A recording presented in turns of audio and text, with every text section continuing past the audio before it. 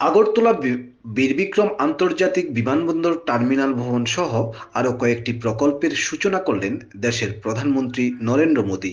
মঙ্গলবার আগরতলা বীরবিক্রম আন্তর্জাতিক বিমানবন্দরে বিশেষ বিমানে অবতরণ করে নবনির্মিত টার্মিনাল ঘুরে দেখেন। এরপর আগরতলা বিবেকানন্দ ময়দানে আয়োজিত সমাবেশে যোগ দিয়ে সেখান থেকে ভার্চুয়াল পদ্ধতিতে বোতাম টিপে আন্তর্জাতিক বিমানবন্দর টার্মিনাল ভবনের উদ্বোধন করলেন এবং অন্যান্য প্রকল্পের সূচনা করলেন মোদি। এদিন বিমানবন্দরে প্রধানমন্ত্রী নরেন্দ্র মোদীকে স্বাগত জানান রাজ্যের মুখ্যমন্ত্রী বিপ্লব কুমার দেব সহ অন্যান্যরা। বিবেকানন্দ ময়দানে আয়োজিত সমাবেশে দেশের প্রধানমন্ত্রী নরেন্দ্র মোদী রাজ্যবাসীর উদ্দেশ্যে বক্তব্য রাখেন। প্রধানমন্ত্রী ছাড়াও ছিলেন রাজ্যের রাজ্যপাল। সমাবেশে প্রধানমন্ত্রীর পাশাপাশি বক্তব্য রাখেন রাজ্যের মুখ্যমন্ত্রী বিপ্লব কুমার দেব, কেন্দ্রীয় রাষ্ট্রমন্ত্রী প্রতিমা ভৌমিক সহ অন্যান্য মন্ত্রীরা।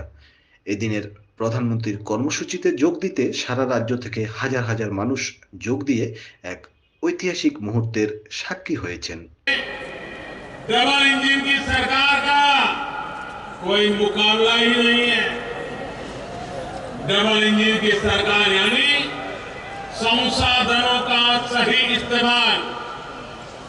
डबल इंजन की सरकार यानी भरपूर संवेदनशीलता।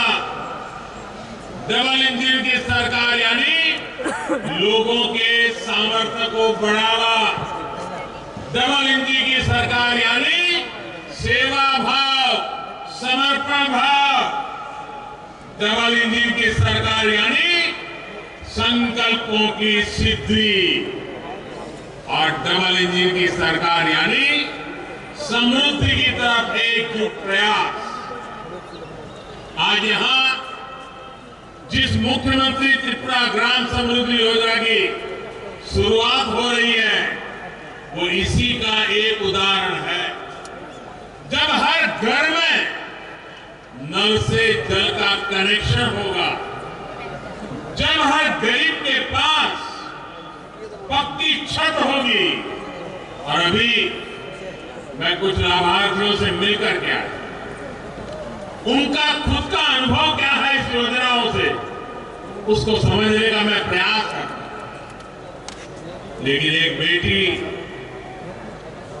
जिसको घर मिलना तय हुआ है, अभी तो सिर्फ फ्लोर का ही काम हुआ है, अभी दीवारें बाकी है, लेकिन वो इतनी खुश थी कि उसकी आंखों के आंसू बंद नहीं हो गए थे। ये खुशी, ये सरकार जन सामान्य की खुशी के लिए समर्पित है। जब हर पात्र परिवार के पास आयुष्मान योजना का कार्ड होगा, एक ऐसा परिवार मुझे मिला जहां मां और नौजवान बेटा दोनों को कैंसर हुआ।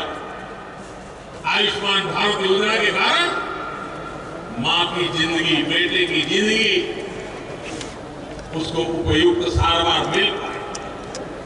जब हर गरीब के पास बीमा सुरक्षा कवच होगा, जब हर बच्चे के पास पढ़ने का अवसर होगा, हर किसान के पास केसीसी कार्ड होगा, हर गांव में अच्छी सड़कें होगी, तो गरीब का आत्मविश्वास बढ़ेगा, गरीब का जीवन आसान बनेगा, मेरे देश का हर नागरिक सशक्त होगा, मेरा गरीब सशक्त होगा।